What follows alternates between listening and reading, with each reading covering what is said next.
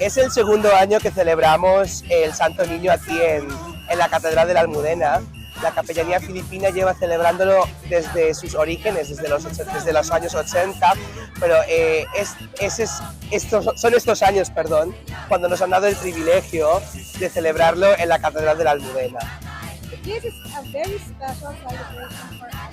As Chris mentioned, this is our second year, and what we are doing here is not just a tradition, but this is to honor the Santo Niño or the child Jesus.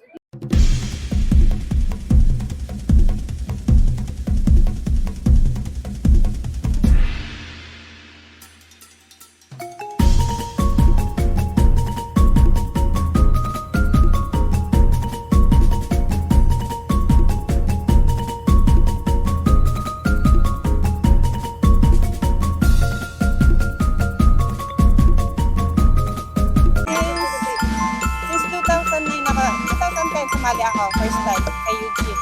Bale, 15 years ko na. Kasi wala naman sa Panata, pero lagi kong prayers kasi walang pamilya ko dito, nasa Pilipinas. So, always na sa kanya ako humihingi ng protection para sa pamilya. Yun lang.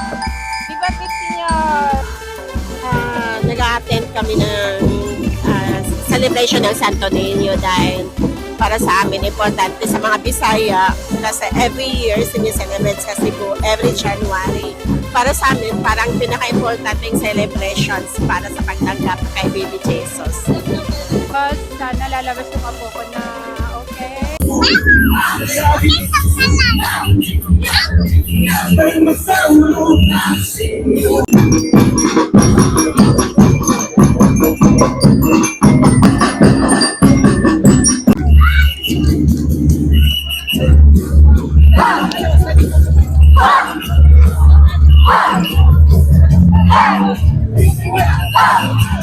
The significance of Sinulog is the Christianity between Filipinos and Spain.